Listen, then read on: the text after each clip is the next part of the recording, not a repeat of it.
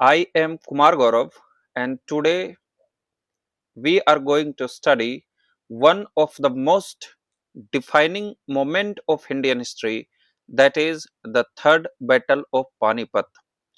लेकिन इससे पहले कि हम थर्ड बैटल ऑफ पानीपत तक पहुंच पाए, हमें उसके बैकग्राउंड के लिए, उस बात को समझने के लिए हमें पेशवाओं के बारे में पढ़ना पड़ेगा। आपने बाजीराव मस्तानी फिल्म मूवी देखी होगी और उसमें जिस बाजीराव की परिकल्पना की गई है या चित्रण की गई है, उनके बारे में, उनके पिता के बारे में, और देखेंगे कि उनके पुत्र के समय, बाजीराव के पुत्र के समय ही थर्ड बैटल ऑफ पानीपत होती है। तो आज के लेक्चर में हम मेन रूप से पेशवाओं का उदय देखेंगे, राइज ऑफ पेशवा देखेंगे, और इनमें जो महत्वपूर्ण पेशवा थे, उनके राज्य में क्या घटना घटी, उन्होंने क्या काम किया, उनके बारे में स्टडी करेंगे। तो आज एंग्लो मराठा वार से पहले का बैकग्राउंड है, आज का लेक्चर समझना इसलिए महत्वपूर्ण हो जाता है क्योंकि इस लेक्चर को समझे बिना हम एंग्लो मराठा वार्स नहीं समझ सकते हैं, हम मराठा का इतिहास नहीं समझ सकते हैं। तो बिना लेट किए हम शुरू करते हैं। उससे पहले छोटी सी बात यह है कि जो बुक रहती है या जो हमारा सिलेबस इस तरीका से बटा हुआ है कि हम मराठा यानी शिवाजी महाराज का उदय और इनके द्वारा जो प्रशासन स्थापित किया गया, या शिवाजी महाराज का जो पूरा राजपाट था, इसको तो हम मेडिएवल हिस्ट्री में पढ़ते हैं। लेकिन जो एंग्लो मराठा वार हुए, जो आंग्ल मराठा वार हुए, जो मराठाओं और अंग्रेजों में युद्ध हुए, ये हम मॉडर्न हिस्ट्री में पढ़ते हैं। इसके कारण हमें समझने में थोड़ी दिक्कत होती है। इसलिए आज के लेक्चर में हम 10 मिनट एक्स्ट्रा लेंगे और हम उन सभी जरूरी बातों को समझेंगे जो शिवाजी के समय से ही शुरू हुआ था। तो उसमें ज्यादा समय नहीं लेंगे, लेकिन 5-10 मिनट आपका जरूर थोड़ा ज्यादा लगेगा। तो आइए शुरू करते हैं। आप इनको देख रहे हैं, आप इनकी इमेज को, इनके फोटो को आपने बचपन से इतिहास के किताबों में पढ़ा होगा। ये है हमारे शिवाजी महाराज। ये हैं शिवाजी महाराज, जिनको पूरे भारतवर्ष में बहुत ही सम्मान और आदर के साथ देखा जाता है, और इन्हीं के नाम पर शिवाजी इंटरनेशनल एयरपोर्ट, जो मुंबई का एयरपोर्ट है, इन्हीं का नाम पर है। ये आज हम इसलिए पढ़ रहे हैं क्योंकि he was the founder of Maratha empire. जो मराठा एम्पायर हैं, जिनके बारे में हमें समझना है, मराठाओं को अंग्रेजों से जो युद्ध हुई उनके बारे में समझना है, तो यह समझना होगा कि इस एम्पायर का जो संस्थापक थे वो छत्रपति शिवाजी महाराज थे, जो जिनकी मृत्यु 1680 ईस्वी में हो जाती है। एक थोड़ा सा बात और हम बता दें कि कलयुग में शायद ही कोई ऐसा व्यक्ति रहा हो जो इनके समान ब्रेव भी था और इनके समान स्पिरिचुअल भी था। यानी स्पिरिचुअलिटी और ब्रेवरी दोनों में समान रूप से निपुण, दोनों ही, और उतना ही आगे शायद ही कोई और हो। इतने वीर, इतने परमवीर और इतना बड़ा भक्त शायद कलयुग में नहीं हुआ है। तो आइए देखते हैं कि छत्रपति शिवाजी महाराज ने फाउंडेशन रखा मराठा एम्पायर का। इसके बाद इनके बेटे संभाजी ने राजपाट को संभाला और बहुत अच्छे ढंग से मराठा एम्पायर को आगे बढ़ाया। अपनी वीरता से, अपनी प्रशासन से मराठा एम्पायर को और ही आगे बढ़ाया और सुदृढ़ रूप से एम्पायर को संभाला। इन्होंने राज्य किया 1680 से 89 के बीच में, और ये शिवाजी के बड़े बेटे थे। आपने इनकी भी मूवी संभाजी में विक्की कौशल को जरूर देखा होगा और पसंद भी आया होगा आपको। तो ये जो है संभाजी, ये हैं शिवाजी के बड़े बेटे, और शिवाजी की मृत्यु के बाद जब 1680 में शिवाजी नहीं रहे, तब इन्होंने ही राजपाट को संभाला, और 1680 से 89 के बीच में 9 साल के लिए इन्होंने प्रशासन को देखा। इसके बाद शिवाजी के छोटे पुत्र यानी राजा राम गद्दी पर आसन हुए, राजगद्दी को पकड़े और राजपाट को संभाला। अगले 1100 वर्षों तक, यानी 1689 से 1700 ईस्वी तक, जो शिवाजी के छोटे सुपुत्र हैं राजा राम, इन्होंने राजपाट को संभाला। यानी शिवाजी का अगर हम फैमिली ट्री देखें तो शिवाजी हुए, शिवाजी के बाद ही इनका बड़े पुत्र संभाजी ने राजगद्दी को संभाला। तो बड़े पुत्र थे संभाजी महाराज, और संभाजी महाराज जो छत्रपति शिवाजी महाराज हैं, उनके बाद संभाजी महाराज ने राजपाट को संभाला। और शिवाजी की डेथ हो जाती है 1680 में। उसके बाद संभाजी महाराज 1680 से 89 के बीच में बहुत ही अच्छा प्रशासन संभालते हैं। शिवाजी के छोटे बेटे का नाम, छोटे सुपुत्र का नाम राजा राम है। क्या है छोटे बेटे का नाम? राजा राम है। और संभाजी के बाद राजा राम गद्दी पर बैठते हैं, प्रशासन को संभालते हैं। और अगले 1100 वर्षों तक, यानी 89 से 1700 ईस्वी तक जिन्होंने राजपाट को संभाला वो राजा राम है। शिवाजी संभाजी के भी पुत्र थे जिनका नाम है साहू जी महाराज। साहू जी महाराज, संभाजी के साहू जी महाराज को इस समय औरंगजेब अपना कैद में रखा हुआ है। ये कहाँ है? He is in the captivity of the Mughal empire Aurangzeb, यानी कि औरंगजेब के जेल में कैद हैं हमारे साहू जी महाराज। इसलिए राजा राम के जो बेटे हुए शिवाजी द्वितीय हुए, यानी राजा राम के जो बेटे हुए उन्होंने अपने पिता के नाम पर इनका नाम शिवाजी द्वितीय रखा, और शिवाजी द्वितीय को ही राजा बनाया गया। लेकिन क्योंकि ये अभी बालक हैं, क्योंकि ये अभी अबोध हैं, इसलिए इनकी माँ जो ताराबाई हैं वो राजगद्दी को संभाले हुए हैं। ताराबाई के अंदर राजपाट चल रहा है। हमने क्या पढ़ा अभी? हम शिवाजी के बारे में पढ़ रहे हैं। शिवाजी का डेथ 1680 में होता है।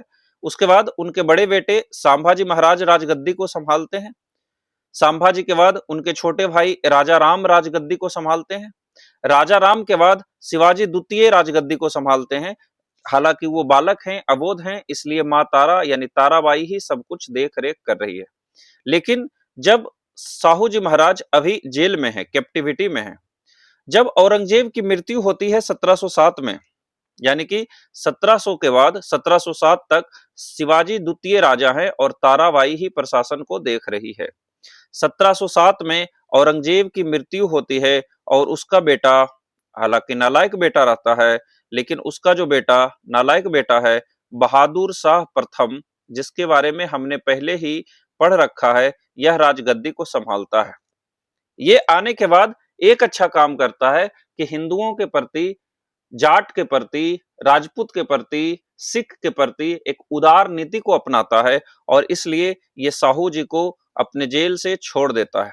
हालांकि कुछ इतिहास का मानना है कि इसने साहू जी को इसलिए जेल से छोड़ दिया ताकि दोनों परिवार में, एक तरफ साहू जी हैं, दूसरे तरफ ताराबाई हैं, ताराबाई शिवाजी द्वितीय का माता हैं और यही राजपाट संभाल रहे हैं, दोनों परिवार के बीच में एक संघर्ष शुरू हो सके, एक उलझन शुरू हो सके, इसके लिए ही शायद बहादुर शाह ने साहू जी को जेल से छोड़ा था, ऐसा कुछ इतिहासकार का मानना है।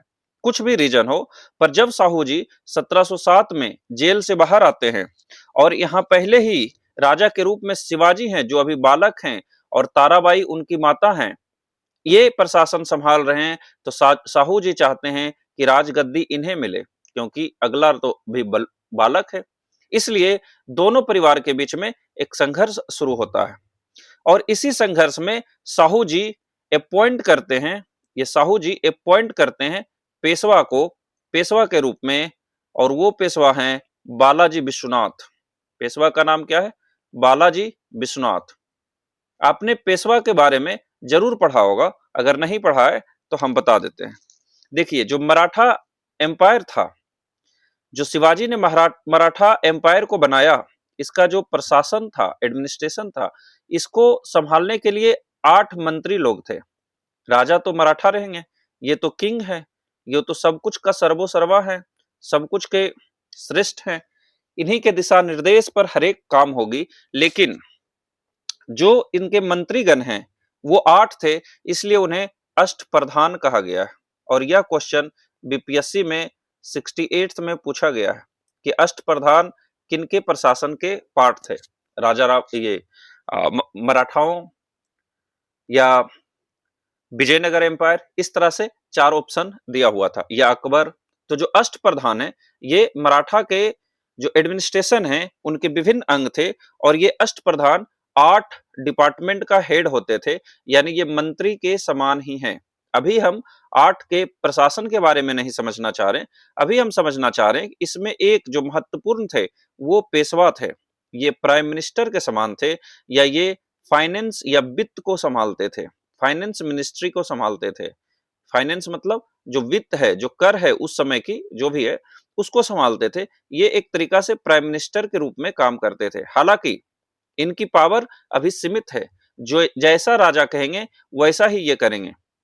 अगर राजा चाहेंगे तो इस पेशवा को हटाकर किसी और पेशवा को नियुक्त किया जाएगा। यानी ये पोस्ट हेरिडेटरी नहीं है, ये पोस्ट ऐसा नहीं है कि ये पेशवा के बाद इसका सुपुत्र ही पेशवा बनेगा। राजा के इच्छा अनुसार पेशवा बनेगा। जिसे वित्त की जानकारी होगी वो पेशवा बनेंगे, जिन्हें कर की जानकारी होगी, जो राज्य के कर को बढ़ा सकते हैं, वो पेशवा बनेंगे। तो अभी का सिचुएशन तो ये है, ये पेशवा है, ये फाइनेंस मिनिस्टर हैं या प्राइम मिनिस्टर हैं, अष्ट प्रधान का एक अंग है, महत्वपूर्ण मिनिस्टर हैं या सबसे महत्वपूर्ण मंत्री हैं, लेकिन राजा के अधीन हैं। लेकिन जब साहू जी और ताराबाई के बीच में संघर्ष होता है, तब साहू जी अपॉइंट करते हैं पेशवा बालाजी विश्वनाथ को इस मैटर को सुलझाने के लिए। बालाजी विश्वनाथ काफी डिप्लोमेटिक आदमी हैं, काफी एडमिनिस्ट्रेशन में काफी निपुण हैं। अपने क्वालिटी से, अपने प्रशासन की बुद्धि से, अपने डिप्लोमेटिक की बुद्धि से, यानी डिप्लोमेटिक मतलब कि दोनों तरफ अच्छा काम करने के दृष्टिकोण से, मेल मिलाप कराने के दृष्टिकोण से इन्होंने पावर को, पेशवा के पावर को बहुत ज्यादा बढ़ा दिया। पेशवा के पावर को बहुत ज्यादा बढ़ा दिया, इस प्रकार बढ़ा दिया कि अब पेशवा के पोस्ट को ये हेरिडेटरी बना दिए, यानी अब वंशानुगत बना दिए। अब पेशवा के बाद उसका बेटा ही अगला पेशवा होगा। अब बालाजी विश्वनाथ के बाद इनके सुपुत्र बाजीराव प्रथम या बाजीराव, जो हमने मूवी देखी है, वो पेशवा बनेंगे अगला। उनके बाद उनका सुपुत्र बाजीराव बनेंगे पेशवा। उनके बाद उनका सुपुत्र बनेंगे पेशवा। यानी पेशवाओं की जो ये पोस्ट है इसको हेरिडिटरी बना दिए। सिर्फ इतना ही नहीं, अब ये पेशवा को फंक्शनल हेड बना दिए। फंक्शनल हेड मतलब काम करने के दृष्टिकोण से सब चीज में महत्वपूर्ण डिसीजन अब पेशवा लेगा, राजा नहीं लेगा। अब जो किंग है, जो मराठा किंग है, ये सिर्फ नाम का रह गए, ये सिर्फ स्टैंप का रह गए हैं, ये सिर्फ सिग्नेचर करने के लिए रह गए, ये डिजूरे बन चुके हैं। जैसे हमारे प्रेसिडेंट होते हैं उस तरीका से राजा सिमट चुके हैं। लेकिन अब जो पेशवा हैं ये नाम का नहीं है, ये काम का है, ये फंक्शनल हेड है, ये सिर्फ साइन करने के लिए नहीं है, ये रियल एग्जीक्यूटिव है, ये डी फैक्टो हेड है। ये सब वर्ड हम पॉलिटी का यूज कर रहे हैं, शायद आपको वहां से कनेक्शन मिल रहा हो। तो अब पेशवा ही क्या है, रियल पावर है, और राजा सिर्फ नाम मात्र के राजा रहे। ये कौन कर पाए, ये बालाजी विश्वनाथ कर पाए। हमने क्या पढ़ा, हमने पढ़ा शिवाजी की मृत्यु के बाद संभाजी ने प्रशासन संभाला और 9 वर्षों तक 1680 से 89 के बीच में प्रशासन को संभाला। उसके बाद राजा राम बनते हैं। राजा राम के बाद उन्हीं के बेटे जो अभी अबोध हैं शिवाजी द्वितीय बनते हैं। तभी ये जो साहू जी हैं इनको छोड़ दिया जाता है बहादुर शाह के कैप्टिविटी से। और अब जब साहू जी वापस आते हैं तो एक तरफ हमारे साहू जी हैं और दूसरी तरफ ताराबाई है और राजा शिवाजी द्वितीय है। इस संघर्ष में पेशवा बनाया जाता है जिनका काम था इस मैटर को सॉल्यूशन देना, शांति बनाए रखना, वो थे बालाजी विश्वनाथ। इससे पहले कि बालाजी विश्वनाथ के बारे में पढ़े, जो कि हमने काफी चीज देख ही लिया है, एक बार रिवाइज कर लेते हैं। देखिए शिवाजी महाराज फाउंडर है मराठा एम्पायर के। 1680 में इनकी मृत्यु हो जाती है। इनके अंदर सभी मिनिस्टर इनके अंदर हैं, इन्हीं का डिसीजन को फॉलो करेंगे। संभाजी महाराज बनते हैं, ये रॉयल अथॉरिटी को मजबूत रखते हैं, राजा के राज्य को बरकरार रखते हैं, 1689 तक रहते हैं। राजा राम बनते हैं इनके बाद, संभाजी के छोटे भाई है। 11 वर्षों तक 1689 से 1700 तक ये अंपायर का स्ट्रगल कंटिन्यू रखते हैं मुगल्स के खिलाफ। फिर शिवाजी द्वितीय बनते हैं राजा, लेकिन एक्चुअल प्रशासन ताराबाई संभाल रही है, माताजी संभाल रही है। ये एक रिजेंट के रूप में करते हैं काम। और उसके बाद साहू जी महाराज जब जेल से बाहर आते हैं तो 1707 से 1749 तक माना जाता है यही राजा रहते हैं। ये ट्रांजिशनल किंग है। ट्रांजिशनल किंग मतलब अभी जो पावर है power is shifting from Maratha king towards the Peshwa. अभी जो पावर है वो पेशवा से होकर, ये किंग से होकर पेशवा की तरफ पावर शिफ्ट हो रहा है, इसलिए इन्हें ट्रांजिशनल किंग कहा जाता है। और ये अपॉइंट करते हैं बालाजी विश्वनाथ को एज द हेरिडेटरी पेशवा, यानी अब पेशवाओं के पोस्ट हेरिडेटरी हो गया।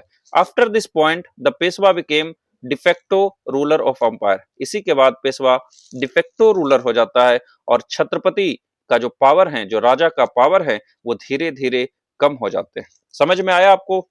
तो देखिए ये है हमारे बालाजी विश्वनाथ, ये जो इनकी अभी चर्चा हो रही थी, यही है बालाजी विश्वनाथ।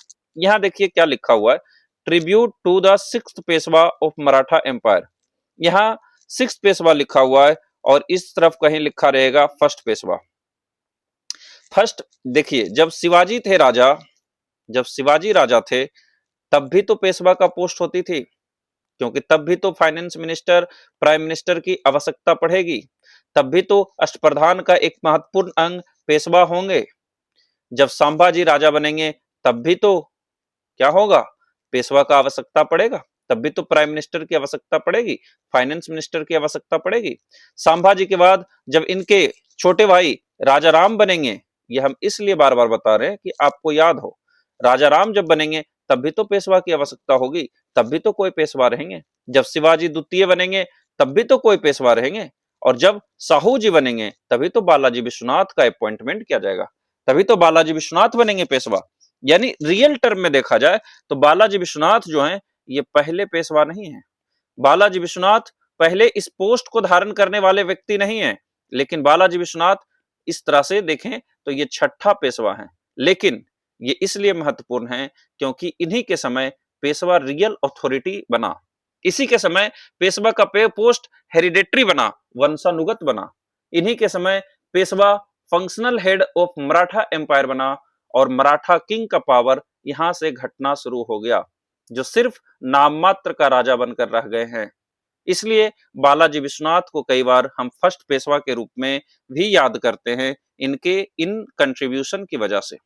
देखिए क्या होता है, by virtue of his diplomacy and statesmanship he turned the office of Peshwa into hereditary and functional head of Maratha empire। यानी ये पेशवा के पोस्ट को हेरिडेटरी, वंशानुगत और फंक्शनल हेड बना देते हैं। ये सिक्योर करते हैं चौथ एंड सरदेशमुखी डेक्कन रीजन से और चौथ मालवा और गुजरात रीजन से। ये पूरा पॉइंट के समझाने के लिए ही इस पूरा पॉइंट को इसलिए लिया गया है ताकि हम आपको चौथ या सरदेशमुखी ये दो टैक्स के बारे में समझा सके। देखिए मराठा का एम्पायर है, मानिए कि मराठा का जो एक्चुअल एम्पायर है ये है, यहाँ मराठा का एम्पायर है। इसका मतलब यहाँ पर जितने भी ऑफिशियल पोस्ट होंगे, जो ऑफिशियल पोस्ट होंगे, इसको कौन फिल करेगा, ये मराठा के स्टैंप के अंदर फिक्स होगा, यह ये मराठा के किंग के अंदर होगा, या इनकी देखरेख पेशवा करेंगे, इनके थ्रू पैसा मिलेगा इनको। लेकिन जो इनसे दूर के रीजन थे, कुछ रीजन तो इनसे थोड़े नजदीक में थे, इसी को डेक्कन बोलते हैं। डेक्कन किसको बोलते हैं, ये इंडिया अगर है तो ऊपर मानिए नॉर्थ इंडिया है, नीचे मानिए साउथ इंडिया है, तो बीच के रीजन को क्या बोलेंगे, डेक्कन बोलेंगे, दक्कन बोलेंगे। ये बीच का रीजन में महाराष्ट्र का हिस्सा, साउथ मध्य प्रदेश का हिस्सा, वेस्ट तेलंगाना का हिस्सा, नॉर्थ कर्नाटक का हिस्सा आएगा, यही दक्कन है। फार साउथ को छोड़ दें, केरला, साउथ कर्नाटका, तमिलनाडु के हिस्सा को छोड़ दें, आंध्र प्रदेश के साउथ पार्ट को छोड़ दें, तो जो बीच का हिस्सा है इसको दक्कन कहेंगे। इनसे नजदीक है दक्कन की भूमि और इनसे थोड़ी दूर है गुजरात की भूमि और मध्य प्रदेश की मालवा की भूमि। जो इनसे थोड़े नजदीक हैं, यहां से ये टैक्स ज्यादा कलेक्ट करेंगे, इसको कहते हैं चौथ एंड सरदेशमुखी। यहां से ये दो टैक्स कलेक्ट करेंगे, चौथ और सरदेशमुखी। जो इनसे थोड़ी दूर है ये उड़ीसा तक जाएंगे और उड़ीसा तक की भूमि से, बंगाल तक की भूमि से ये जो कलेक्ट करेंगे वो सिर्फ चौथ कलेक्ट करेंगे।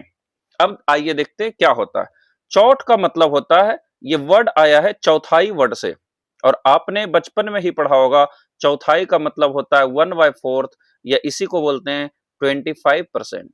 यानी when 25% of land revenue is collected extra is collected it is called chauth. उस रीजन में कहीं कहीं पर ये लैंड प्रोड्यूस भी रह सकता है, आपको टेंशन नहीं लेना है। एग्जाम में जब क्वेश्चन बनेगा तो वो देगा कि चौथ का मतलब होता है 1/4 ऑफ लैंड रेवेन्यू और प्रोड्यूस, मतलब उस रीजन में जो भी रेवेन्यू दी जा रही है उसकी 1/4 छत्रपति शिवाजी या ये मराठा राजा कलेक्ट करेंगे, इसे चौथ कहेंगे। ये 1/4 इसलिए कलेक्ट की जा रही है ताकि इस रीजन को ये प्रोटेक्शन प्रोवाइड कर सके।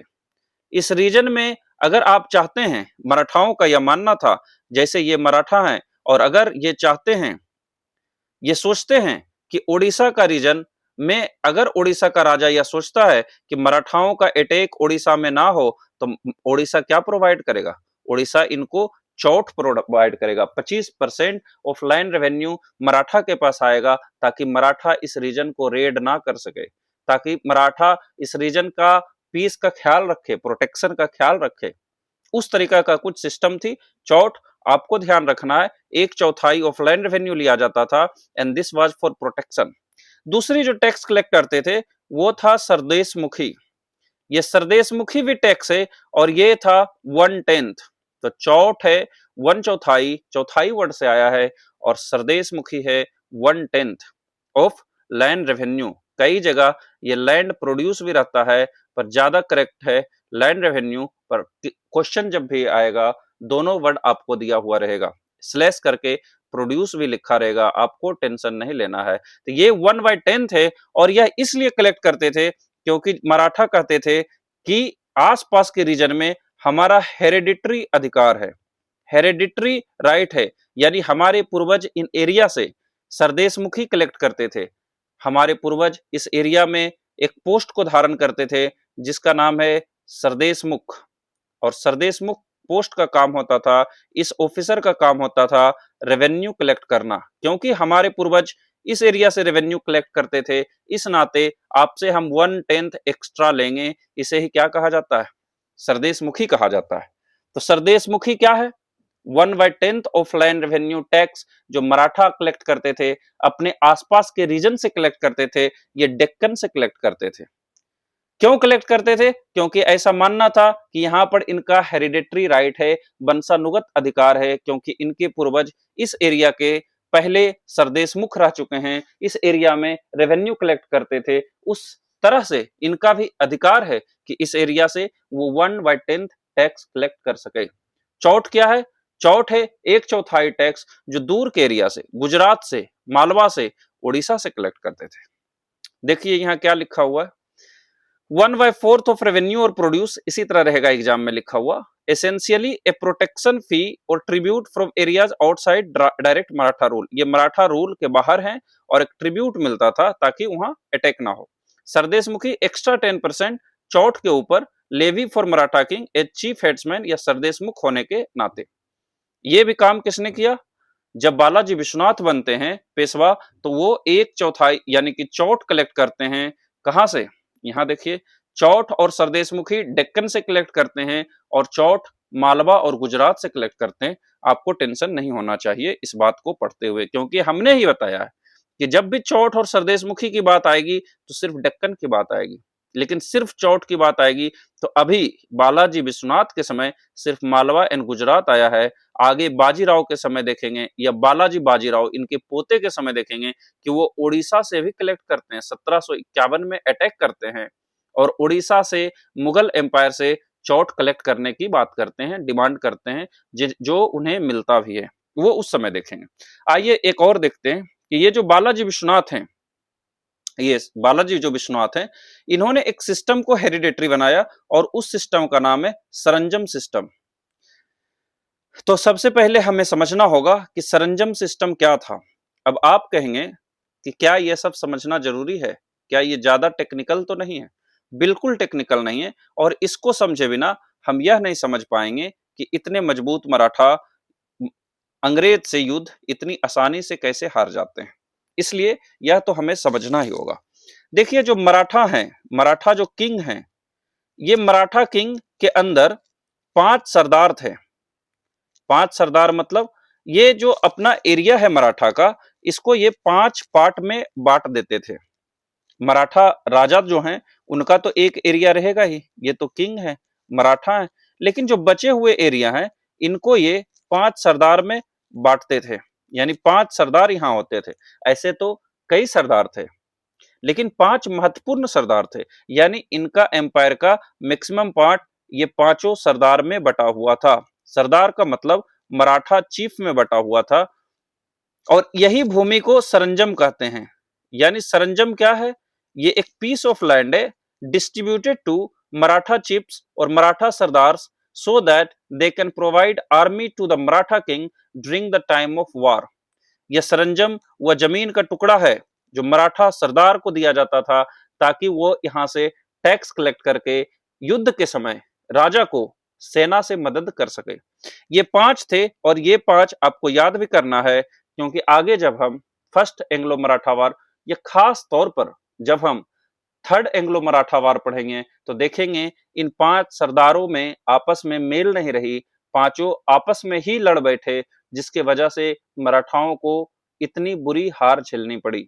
ये थे एक पूना के एरिया में जो मराठा के सरदार थे, जो हेड थे, जिनको पूना की जमीन दी गई थी ताकि वो युद्ध के समय मराठा राजा की मदद कर सके, वो थे पेशवा। जिन पेशवा के बारे में आज पढ़ रहे थे वो वन ऑफ द मराठा सरदार थे। दूसरा जो एरिया है, या हम उल्टा लिखें तो ज्यादा बेटर होगा, क्योंकि इंपोर्टेंट है इन सरदार के बारे में, जगह उतना इंपोर्टेंट नहीं है। तो पहला पेशवा थे, दूसरा होलकर थे, तीसरा सिंधिया थे, चौथा गायकवाड़ थे, और पांचवा भोसले थे। आप नाम ध्यान से देखिए, आपको याद अपने आप हो जाएगा। क्या आपने रोहित शर्मा की डबल सेंचुरी वाली इनिंग या T20 में 35 रन में 100 रन मारने वाली सेंचुरी देखी है? या पहले उससे देखे, पेशवा का कहां रीजन था? पूना में। पी से पेशवा, पी फॉर पूना। ये पूना का एरिया पेशवा को दिया गया था। रोहित शर्मा ने जिस ग्राउंड में सेंचुरी मारी 35 बॉल में T20 में, या 208 जिस ग्राउंड में मारा था श्रीलंका के खिलाफ, वो कौन सा ग्राउंड था? अहिल्याबाई होलकर स्टेडियम, इंदौर। यही ना नाम है? तो होलकर कहाँ के थे? ये इंदौर के थे। इंदौर की एरिया मिली थी होलकर को। सिंधिया को मिली है ग्वालियर की एरिया, ज्योतिरादित्य सिंधिया इन्हीं के वंशज हैं। गायकवाड़ को मिली बड़ौदा का एरिया, जो गुजरात में बड़ौदा है, बड़ोदरा, उस एरिया मिली। भोसले को मिली, क्योंकि ये महाराष्ट्र के हैं भोसले नाम, नागपुर की एरिया। आपको थोड़ा सा इस पे मेहनत करना होगा कि पेशवा को पुणे का सरदार थे, होलकर इंदौर के सरदार थे, सिंधिया ग्वालियर के सरदार थे, गायकवाड़ बड़ौदा के सरदार थे, और भोसले नागपुर के सरदार थे। यानी मराठा एम्पायर में राजा का एरिया तो था, लेकिन बहुत बड़े एरिया में इन 5 सरदारों का दबदबा था।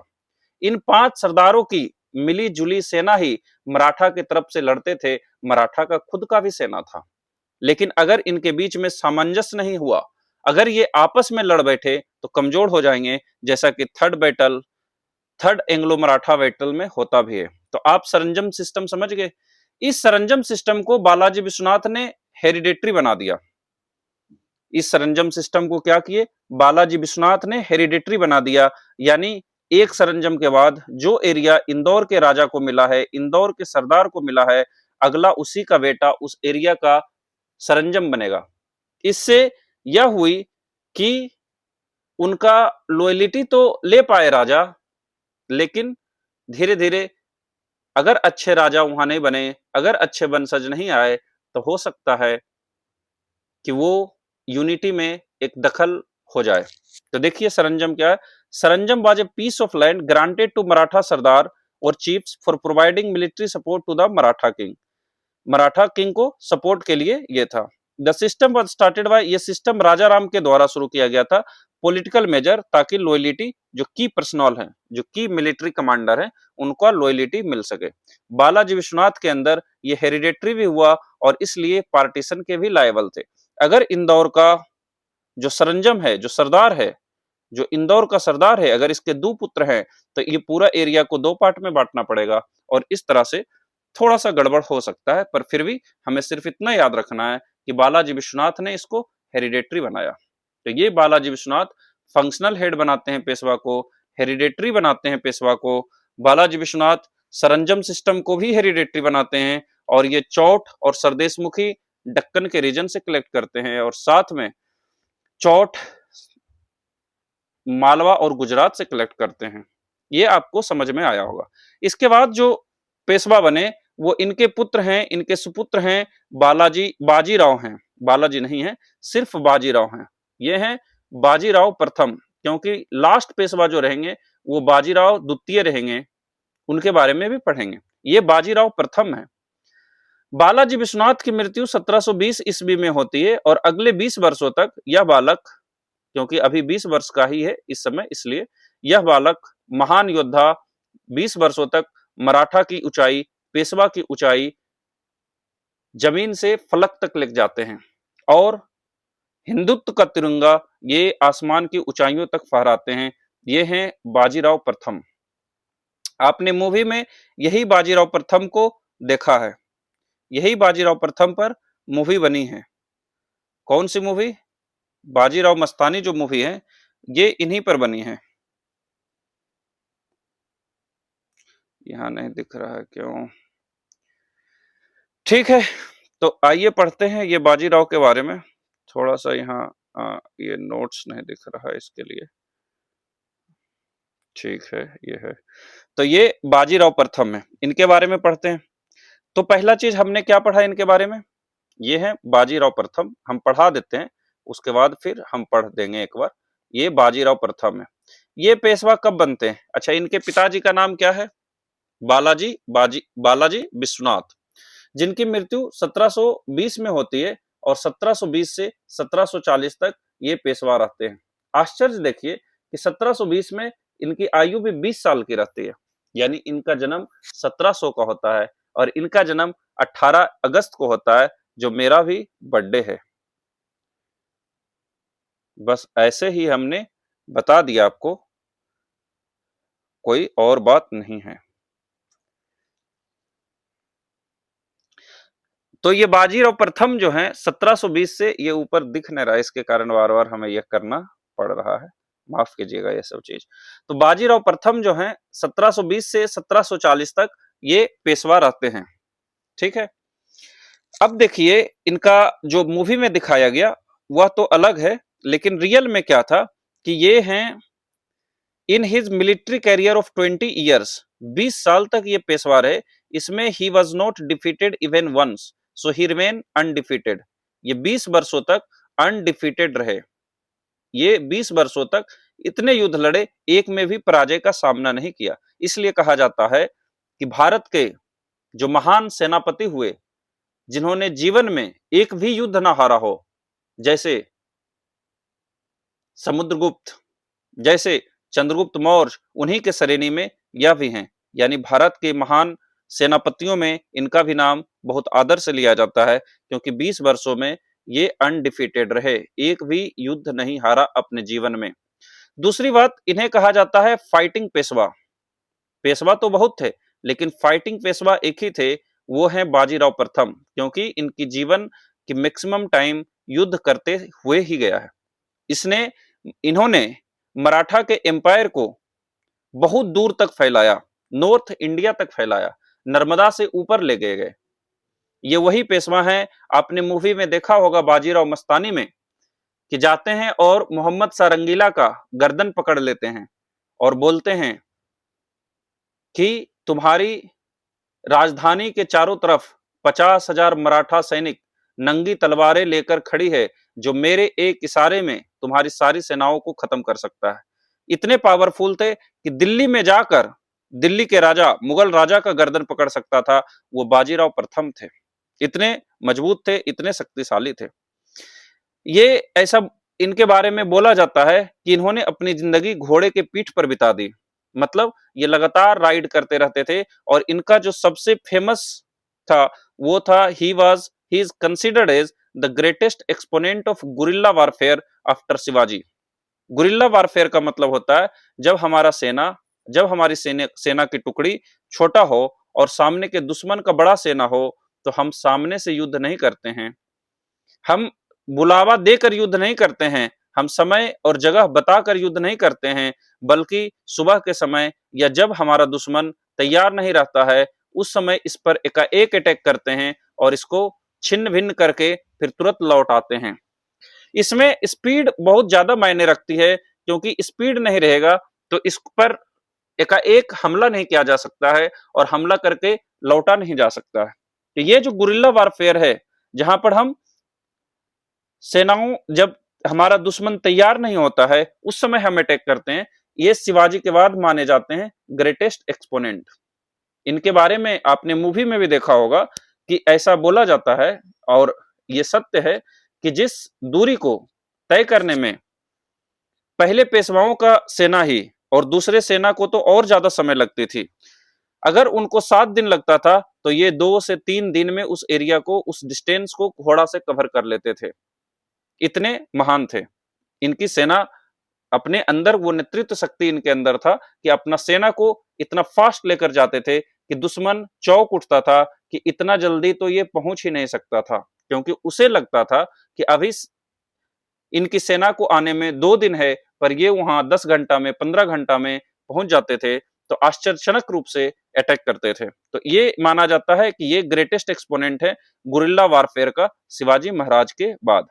ये डिसाइड डिसाइड करते हैं और ऐसा करने में सफल भी हो पाते हैं कि मराठा किंगडम नर्मदा रिवर के ऊपर तक यानी नॉर्थ इंडिया को भी छूने लगे। इनका एक फेमस स्टेटमेंट है, let us strike at the trunk of the weathering tree and the branches will fall of themselves. कि आइए हम अटैक करते हैं कहां पर, वेदरिंग जो टूटता हुआ पेड़ है उसके ट्रंक पर, उसका मेन ब्रांच यहां पर अटैक करते हैं ताकि इसके जो ब्रांच है वो अपने आप गिर जाए। ये मुगल एम्पायर की तरफ इशारा कर रहे थे कि हम मुगल एम्पायर पर डायरेक्ट अटैक करते हैं, इससे इसके जितने भी सब्सिडरी सिस्टम है, इससे आजाद हुआ जो छोटे छोटे राज्य हैं या इसके सेनापति, नोबल्स या सूबेदार के द्वारा कंट्रोल्ड जो एरिया है वह अपने आप मराठा साम्राज्य के अंतर आ जाएगा। ये चाहते थे हिंदू पदशाही का निर्माण करना, स्टेब्लिशमेंट हो, यानी हिंदू अंपायर भारत में बने। और इसके पीछे इनकी खराब मंशा नहीं थी, इनके पीछे इनका मंशा नहीं था कि हिंदू धर्म को जबरदस्ती किसी के ऊपर थोपा जाए, पर इनका मंशा साफ था कि भारत में उस समय, इंडिया में, जो भारत में हिंदुओं के खिलाफ जो अन्याय हो रहा है, जो मुगल के अंदर औरंगजेब के द्वारा हिंदुओं को प्रताड़ित किया जा रहा है, सिखों को प्रताड़ित किया जा रहा है, सिख गुरुओं की हत्या कर दी जा रही है, सिख गुरु के बच्चों को दीवार से चुनवा दिए जा रहे हैं, ये ना हो, इसलिए ये चाहते थे कि भारत में हिंदू पदशाही यानी हिंदू एम्पायर का निर्माण हो। यह क्वेश्चन पूछा जा सकता है और इस तरह के क्वेश्चन भी पूछे जा सकते हैं। इन्हें बोला जाता है फाइटिंग पेशवा, और सिंधिया और होलकर को इसने ही मराठा सरदार बनाए। अभी हमने देखा कि मराठा के 5 सरदार इंपोर्टेंट थे, उसमें सिंधिया थे और इंदौर के होलकर और ग्वालियर के सिंधिया थे। इनको मराठा सरदार बनाने में बाजीराव का ही महत्वपूर्ण योगदान था। देखिए इनके जो वीरता थी, इनका अंदाजा हम यहां से भी लगा सकते हैं कि 1739 में, यानी मौत से 1 साल पूर्व ही, इन्होंने मुगल आर्मी की सेना को हराया। इस समय मुगल आर्मी को लीड कर रहे थे हैदराबाद के निजाम उल मुल्क, जिन्होंने हैदराबाद को एक अलग राज्य बनाया, स्वतंत्र राज्य बनाया मुगल से हटकर। वही निजाम लीड कर रहे थे और मुगल आर्मी को बुरी तरीका से हराया हमारे बाजीराव ने, बाजीराव प्रथम ने। इसलिए लिखा गया है one of the most successful generals in Indian history. और इसके बाद ट्रीटी ऑफ भोपाल होता है, जिसमें मालवा मराठा को दे दिया जाता है। इतना हमें टेक्निकल में नहीं जाना है, याद नहीं करना। ये ट्रीटी भी आपको तो अपने आप याद हो जाएगा कि ट्रीटी ऑफ भोपाल हुआ, 1739 में विक्ट्री मिली, लेकिन याद नहीं करना। ये एक एग्जाम्पल के रूप में है, इनकी वीरता को दिखाने के लिए हमने इतना बखान किया कि इन्होंने एक भी बैटल नहीं हारा, तो एक भी बैटल को तो दिखाते कि कहां पर इन्होंने विजय प्राप्त की। ऐसे कितने युद्ध में इन्होंने शामिल हुए, ऐसे कितने युद्ध का इन्होंने नेतृत्व किया, और हर एक युद्ध का परिणाम एक ही था, बाजीराव का सफलता, बाजीराव का विजय। इस तरह से 1740 में बाजीराव प्रथम की मृत्यु होती है। और पहला कौन थे? पहला पेशवा थे बालाजी बाजीराव, बालाजी विश्वनाथ, सॉरी क्या थे पहला? बालाजी विश्वनाथ, विश्वनाथ ये पहला पेशवा थे जो 1713 में पेशवा बनते हैं और 1720 तक रहते हैं। इनके बाद इनसे भी महान बाजीराव प्रथम बने दूसरे पेशवा, बाजीराव प्रथम, जिन्होंने 1720 से 1740 तक पेशवा की पोस्ट को और भी अच्छे तरीके से निभाया। इसके बाद पेशवा बनते हैं इनके पुत्र बालाजी बाजीराव। क्या नाम है? बालाजी बाजीराव। क्या नाम है? बालाजी बाजीराव। ये हैं बालाजी बाजीराव, जो किनके बाद बनते हैं?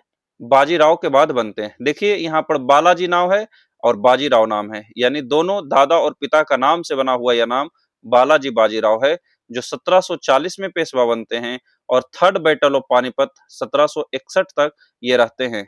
यानी आगे हमें पढ़ना है कि थर्ड बैटल ऑफ पानीपत किनके समय में हुआ? बालाजी बाजीराव के समय में हुआ था। और इस पूरा लेक्चर से अगर कोई एक क्वेश्चन पूछा जा सकता है तो वही कि थर्ड बैटल ऑफ पानीपत में पेशवा के कौन राजा थे? तो बालाजी बाजीराव थे। ये आपको अभी ही याद कर लेना है। बालाजी बाजीराव जब पेशवा बनते हैं 1740 में, इन्हें ही नाना साहेब के नाम से भी बुलाया जाता है। वो नाना साहेब नहीं जो 1857 की क्रांति के समय थे, वो दूसरा नाना साहेब हैं। वो मराठा राजा साहू जो हैं उनके वंशज में थे। ये इन्हें भी नाना साहेब के नाम से बुलाया जाता है। देखिए जो साहू है अभी भी राजा हैं, 1740 की बात हो रही, साहू अभी भी राजा हैं, लेकिन ये सिर्फ एक नाम मात्र के राजा हैं। He is just a nominal head. ये सिर्फ नॉमिनल हेड हैं, एक्चुअल पावर पेशवा के हाथों है। और Peshwa is the real head, और we can say he is the functional head of Maratha empire. ये पेशवा ही फंक्शनल हेड हैं। लेकिन जब साहू की मृत्यु होती है, और साहू की मृत्यु होती है 1749 में, तब पेशवा और राजा के बीच में, यानी कि जो बच गए हैं राजा के वंशज, एक ट्रीटी होता है और अलग अलग मराठा सरदार भी शामिल होते हैं। ये ट्रीटी ऑफ संगोला है। ये ट्रीटी ऑफ संगोला 1950 में होता है और इसमें यह निर्णय लिया जाता है कि अब पेशवा ही क्या होंगे? यही नॉमिनल हेड भी होंगे, यानी इन्हीं का साइन भी चलेगा, और फंक्शनल हेड तो थे ही। तो अब दोनों का दोनों कौन बन गए? वो बन गए हमारे पेशवा। यानी आपको क्या याद रखना है? हमें याद रखना है treaty of Sangola. Treaty of Sangola क्या था? ये देखिए, ये किनके समय में हुई? ये बालाजी बाजीराव के समय हुई। ट्रीटी ऑफ संगोला 1950 में हुई। Nana Saheb became the supreme authority in Maratha polity after the death of king Sahu. King Sahu की जब मृत्यु होती है तब नाना साहेब ही सब कुछ बन जाते हैं। ठीक, नाना साहेब ही सब कुछ बन जाते हैं। ये नाना साहेब है और ये ही फंक्शनल भी और नॉमिनल हेड भी बन जाते हैं। अब किसके बाद? Treaty of Sangola. ये ट्रीटी आपको याद रखना है। ट्रीटी ऑफ संगोला 1950 में होती है। ये कब होती है? और साहू के मृत्यु के बाद होती है। और अब functional as well as nominal head कौन है? ये हैं हमारे हमारे साहू जी। ये कौन है? पेशवा बालाजी बाजीराव। ये 1745 के बाद रेड भी करते हैं उड़ीसा में, बंगाल में, बिहार में। 1751 में एक एग्रीमेंट होती है अलीवर्दी खान के द्वारा। अलीवर्दी खान से एग्रीमेंट होती है बालाजी बाजीराव से कि, और उसमें बंगाल एग्री करता है 1.2 लाख पर एनम चौथ देने का मराठा को, और उड़ीसा भी दे देते हैं। यानी एक ट्रीटी होती है। कब होती है? डेट उतना नहीं याद रखना है, पर क्योंकि हमने यह पॉइंट बंगाल के चैप्टर में भी पढ़ा कि 1751 में एक अलीवर्दी खान जो अभी राजा हैं बंगाल के, ये अलीवर्दी खान तैयार होते हैं 1.2, आपको ये सम याद नहीं रखना है कि 1.2 लाख ही देना था। ये पर एनम देने के लिए तैयार होते हैं। किनको? बालाजी बाजीराव को, मराठा किंग को। क्यों? ताकि ये अटैक ना करें। और साथ में अलीवर्दी खान जो बंगाल का एक महत्वपूर्ण पोर्शन है, उड़ीसा, अभी इनका ओडिशा नाम हो गया है, ओडिशा भी देते हैं मराठा के अंदर, यानी मराठा के अंदर ओडिशा रहता है 1751 में।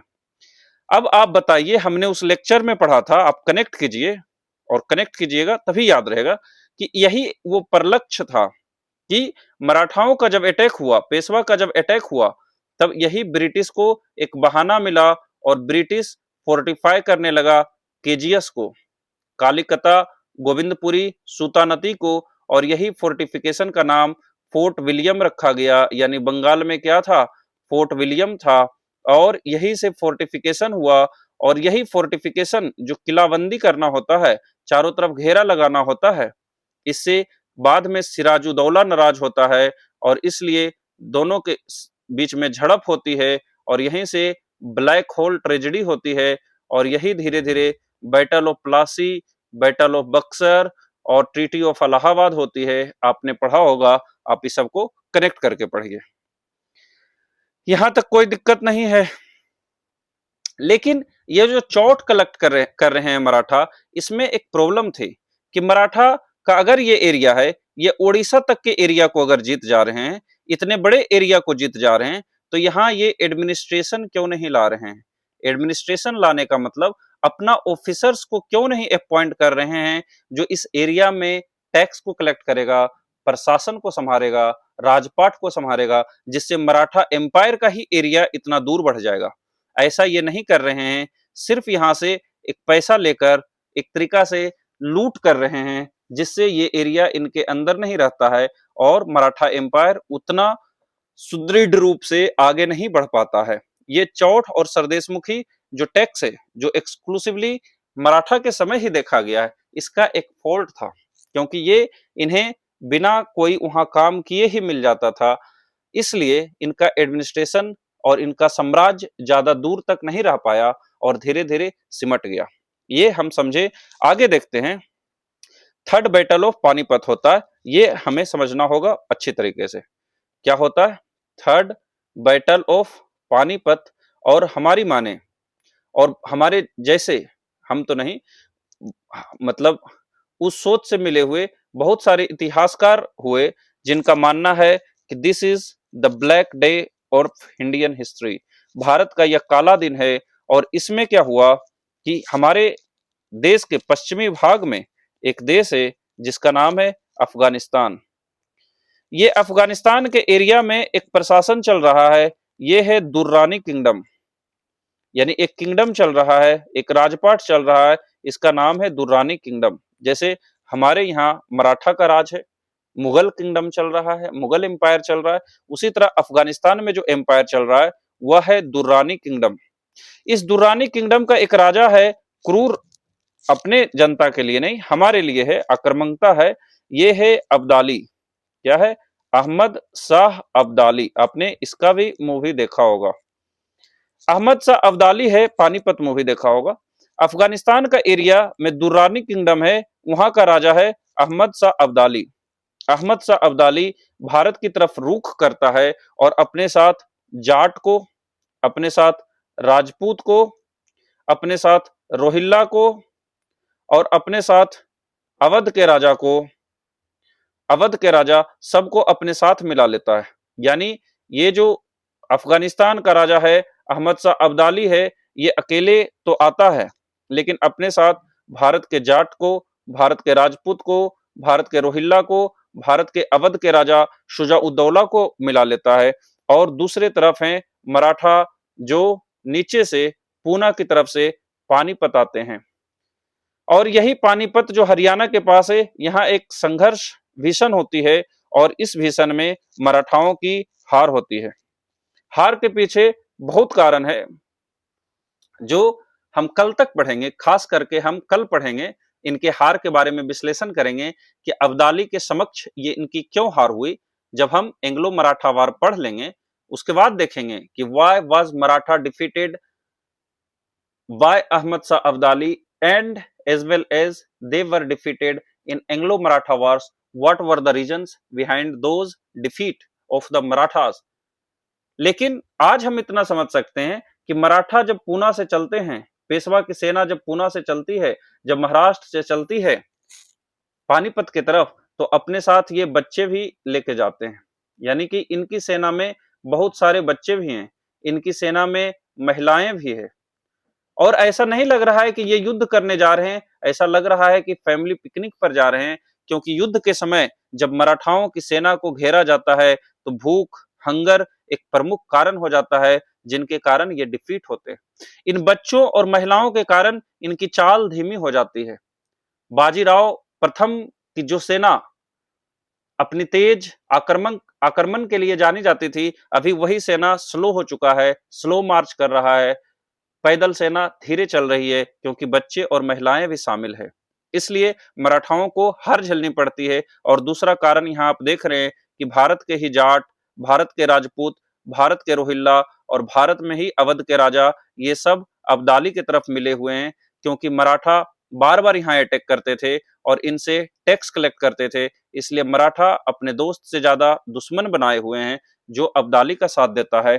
और इस तरीका से कम 50,000 सोल्जर्स की मौत होती है, 50,000 लोगों की मौत होती है, ज्यादा मराठा के थे।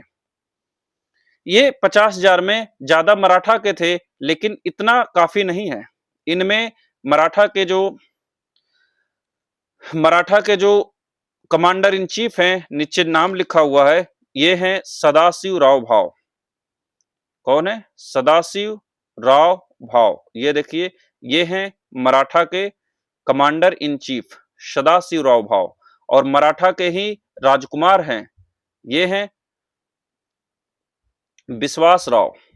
यानी कि मराठा के जो कमांडर इन चीफ हैं, जो सेनापति हैं सदाशिव राव, और मराठा के ही राजकुमार हैं, जिन्हें अगला राजा बनना है, जिन्हें अगला पेशवा बनना है, वो हैं विश्वास राव।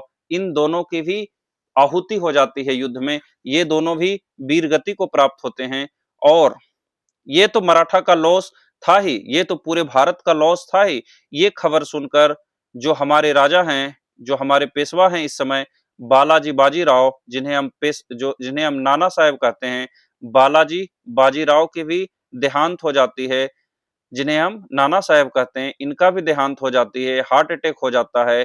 यह इस युद्ध के हार को बर्दाश्त नहीं कर पाते हैं, और इसमें इनकी सेनापति, राजकुमार, राजा सभी की मृत्यु होती है, जो एक अभूतपूर्व क्षति था, क्योंकि एक पूरा जनरेशन ऑफ लीडरशिप खत्म हो चुकी है इस युद्ध में। तो मराठाओं को इसमें बहुत ज्यादा हार झेलनी पड़ी। देखिए, थर्ड बैटल ऑफ पानीपत, ये किसके बीच में? अहमद शाह अब्दाली। अब्दाली का साउथ कौन दिया? जाट, रोहिल्ला, राजपूत, शुजा उदौला अवध के राजा हैं। रिजल्ट क्या हुआ? हैवी ब्लो, 50,000 से ज्यादा मराठा के ही मरे। विश्वास राव, ये सब की भी मृत्यु होती है। और इससे ब्रिटिश का जो रास्ता है वह खुल गया। It paved the way for building of British empire in India. क्योंकि आपको याद हो कि ब्रिटिश इससे पहले 3 कार्नेटिक वार्स में, तीसरा कार्नेटिक वार में फ्रेंच को हरा दिया है। फ्रेंच को बैटल ऑफ जो 3 कार्नेटिक वार हैं, बैटल ऑफ वांडीवास हैं, जो महत्वपूर्ण बैटल था तीसरे कार्नेटिक वार्स का, उसमें भी फ्रेंच को हरा दिया है। और साथ में बैटल ऑफ प्लासी में बंगाल पर भी कैप्चर कर लिए हैं। इनका एकमात्र ब्रिटिश का इस समय जो टक्कर दे सकते थे, जिनमें वह शक्ति थी, वो मराठा थे। पर इनके हार के बाद ब्रिटिश का रास्ता, भाग्य खुल गया। यहां तक कोई दिक्कत आपको नहीं होनी चाहिए। पहला हमने क्या पढ़ा, बताइए आप, जरूर नाम बताइए। बालाजी विश्वनाथ। आप हमारे साथ बोलते जाइए, पहला राजा कौन थे, पहला पेशवा कौन थे? बालाजी विश्वनाथ। फिर कौन बने? बाजीराव प्रथम। फिर कौन बने? बालाजी बाजीराव। ये तो ठीक है। अब ये बालाजी बाजीराव जब बनते, मृत्यु होती है इनकी 1761 में, 1762 में, कोई दिक्कत उससे नहीं है। मृत्यु थोड़ी बाद होती है, पर 1761 में ही दूसरा जो इनके बाद जो बनते हैं पेशवा, उनका नाम है माधव राव। क्या नाम है? माधव राव। यानी बालाजी बाजीराव के बाद जो पेशवा बनते हैं वो है माधव राव। ये 1761 में बनते हैं और 1772 तक पेशवा रहते हैं। इनकी मृत्यु टीबी से हो जाती है बाद में, और सरकार अभी प्रयोजन लाया हुआ है। आज भी टीबी हमारे देश में मौजूद है और बहुत सारे लोगों का जान भी ले रहा है। तो माधव राव की भी मृत्यु शायद टीबी से होती है, ट्यूबरक्लोसिस से होती है। जो पेशवाओं का इज्जत में सेंध लगी थी तीसरे पानीपत के युद्ध के बाद, माधव राव के राजा बनने के बाद, माधव राव के पेशवा बनने के बाद थोड़ा सा इस प्रेस्टीज को वापस लाया जाता है, क्योंकि इनके समय में दो महान जो सेनापति थे, मंत्री थे, इनके समय में जो दो महान एडमिनिस्ट्रेटर थे वो थे नाना फडणवीस और महदजी सिंधिया। ये दोनों के प्रयास के बावजूद, इन दोनों के प्रयास के कारण ही, महदजी सिंधिया और नाना फडणवीस के प्रयास के कारण मराठा का ग्लोरी वापस आता है।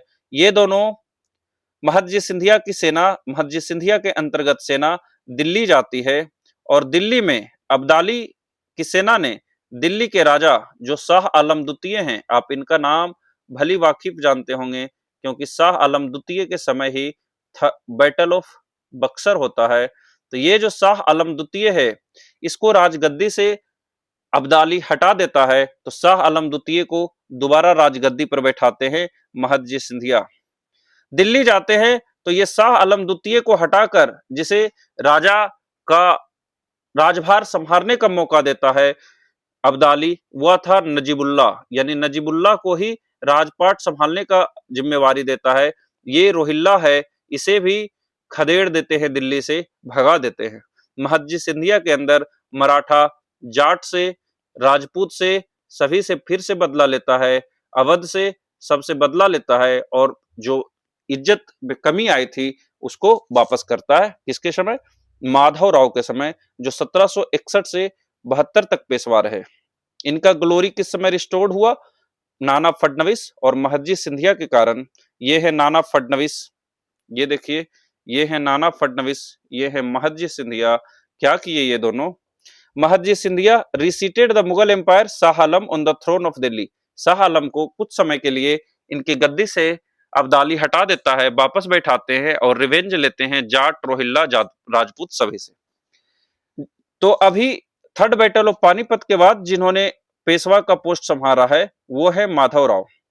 माधव राव के बाद इन्हीं के सुपुत्र बनते हैं, इन्हीं का छोटा बेटा बनता है नारायण राव। कौन बनता है माधव राव के बाद? नारायण राव। देखिए ये एम है, ये एन है, कितना अच्छा। ये थर्ड बैटल ऑफ पानीपत के बाद है। उनसे पहले तीन पेशवा के बारे में हमने विस्तृत जानकारी ली, नाम भी आपको याद होगा, बालाजी विश्वनाथ, बाजीराव प्रथम और बालाजी बाजीराव, यानी जिन्हें हम नाना साहेब कहते थे। 1761 में थर्ड बैटल ऑफ पानीपत के बाद एम बनते हैं, फिर एन बनते हैं, यानी माधव राव बनते हैं, फिर नारायण राव बनते हैं। नारायण राव का चाचा है, नारायण राव का अंकल है रघुनाथ राव। ये रघुनाथ राव नारायण राव का सैन्य कक्ष में गुंडा को भेजवाकर, बदमाश को भेजवाकर इनकी हत्या करा देता है, नारायण राव की हत्या करवा देता है। कौन? रघुनाथ राव। और रघुनाथ राव खुद को डिक्लेयर कर देता है Peshwa. He declared himself as Peshwa. कौन? रघुनाथ राव। लेकिन ये बात पसंद नहीं आए, किनको पसंद नहीं आए? एडमिनिस्ट्रेटर्स को पसंद नहीं आए। जो नोबल्स थे, जो मंत्री थे, जो प्रशासन को संभालते थे, उनको ये बात पसंद नहीं आए। इसमें जो प्रमुख थे नाना फडणवीस थे, महदजी सिंधिया थे, महदजी सिंधिया थे, मेन कौन थे? नाना फडणवीस थे, क्योंकि एडमिनिस्ट्रेशन इन्हीं के अंदर थी। महदजी सिंधिया थे और ऐसे 10 और नोबल्स थे, बहुत सारे मंत्री थे। इनको ये बात पसंद नहीं आई और ये रघुनाथ राव को पूना से खदेड़ना शुरू करते हैं। रघुनाथ राव डरपोक है, ये भाग के ब्रिटिश के पास चला जाता है और यहीं से ब्रिटिश के आने के कारण यहीं से फर्स्ट एंग्लो मराठा वार की शुरुआत होती है, जिसके बारे में हम पार्ट 2 में देखेंगे। पर अभी हमें यह समझना है कि माधव राव के समय तो मराठा की ग्लोरी, मराठा की इज्जत प्रतिष्ठा वापस आई है और उसके बाद नारायण राव बनता है राजा। लेकिन नारायण राव के शनिवार बाड़ा, जिसका जिक्र किया गया है मूवी में भी, यानी कि जो राजा का घर था शनिवार बाड़ा, वहां ही रघुनाथ राव ने इसकी हत्या करवा दिया। और इसके बाद नारायण राव की जब हत्या हो जाती है, इसके बाद डिक्लेयर करता है खुद को पेशवा। लेकिन ये जब नाना फडणवीस के और मंत्रियों ने खदेड़ा तो ये ब्रिटिश के पास जाता है। ब्रिटिश को इन मैटर में घुसने का मौका मिल जाता है, जिसके बारे में कल देखेंगे। पर यहां तक आपको समझ में आया होगा। तो ये जो इनको भगा देते हैं नाना फडणवीस और महजी सिंधिया, नारायण राव के जगह बना दिया जाता है नारायण राव का ही बेटा। जैसे देखिए यहाँ पर कौन है, यहाँ पर हम बार बार देख रहे हैं ये माधव राव है इसका नाम। तो इस नाम सवाई माधव राव को राजा बना दिया जाता है। किसको? सवाई माधव राव को राजा बना दिया जाता है। किसके बाद? नारायण राव के बाद सवाई माधव राव। और आपको जानकर आश्चर्य होगा कि ये एक बालक है, ये बहुत ही छोटा बालक है, अबोध बालक है। और इसके समय जो पूरा एडमिनिस्ट्रेशन को संभाला हुआ है वो है नाना फडणवीस।